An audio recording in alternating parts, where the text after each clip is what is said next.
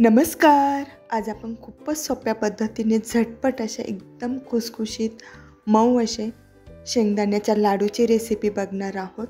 चला रेसिपीला सुरुवात करूया. यासाठी पॅनमध्ये 3 वाट्या शेंगदाणे मोजून घेतलेले आहे. वजनाने अर्धा किलो शेंगदाणे आहे.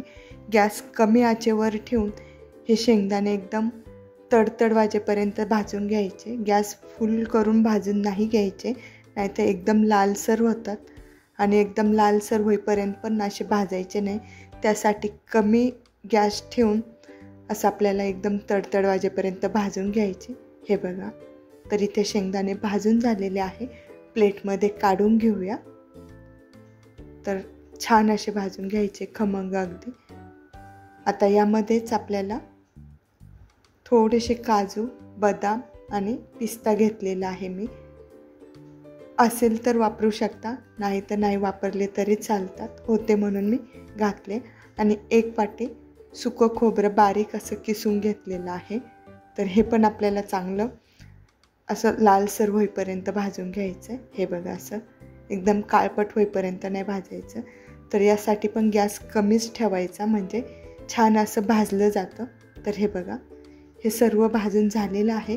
प्लेटमध्ये काढून घेऊया आणि हे सर्व साहित्य थंड करून घ्यायचं आहे, म्हणजे आपल्याला मिक्सरच्या भांड्यामध्ये घालून बारीक असं वाटून घेता येईल.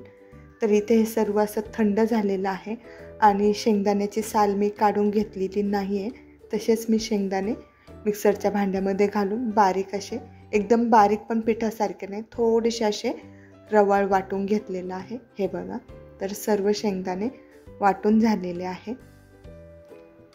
आता आपण पाक बनवून घेऊया. तर पाक बनवण्यासाठी इथे गूळ एकदम बारीक असा कापून घेतलेला आहे. वाटीने 2 वाट्या मोजून घेतला आहे आणि वजनाने अर्धा किलो गूळ आहे. तर 1 चमचा साजूक तूप घेतलं आहे.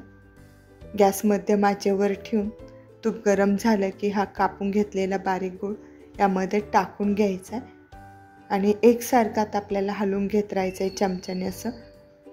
हे बघा, असं याला 3 ते 4 मिनटं लागले जाते याचा पाक बनवायला. जादा वेळ लागला जात नाही, लगेच होतो.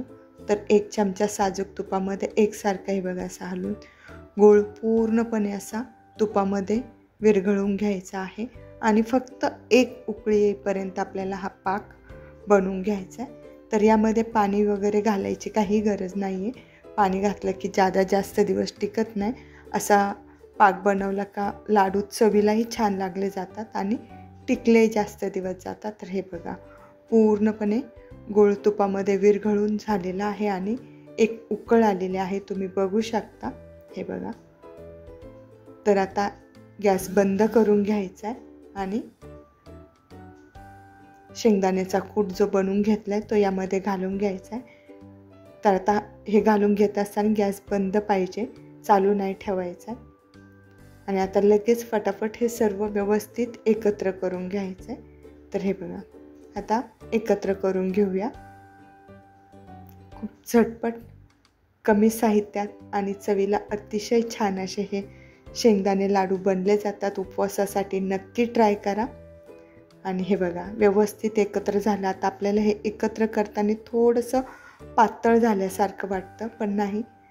10 मिनटं आपल्याला एका साईडला असंच ठेवून द्यायचं हे एकत्र करून, म्हणजे बरोबर हे लाडू बनले जातात. परफेक्ट अगदी मिश्रण आहे. तर आता इथे ओलसर वाटतंय, मी आता हे सगळं एकत्र करून 10 मिनटं साईडला ठेवून देते, म्हणजे बरोबर आपले हे लाडू बनले जाते. तर चला 10 मिनटानंतर तुम्हाला दाखवते. तर इथे 10 मिनटं झालेले आहे आणि हे मिश्रण बरोबर अगदी घट्टसर बनलेलं आहे. हाताने व्यवस्थित असं हे मोकळं करून घ्यायचे. चमचा वापरून आपल्याला असं व्यवस्थित एकत्र करून घ्यायचे. हे बघा, असं मोकळं सुळसुळीत झालं की पटकन लाडू बनवायला घ्यायचेत. कोमट असतानाच आपल्याला हे लाडू बनवून घ्यायचेत, म्हणजे पटकन बनले जातात. तर हे बघा, जास्त थंड झालं हे मिश्रण तर लाडू बांधले जात नसतील तर गॅस कमी आचेवर ठेवून हलकंसं हे गरम करून घ्यायचं आणि लाडू बांधून घ्यायचे. तर हे बघा, मस्त असे हे लाडू बनले जातात झटपट.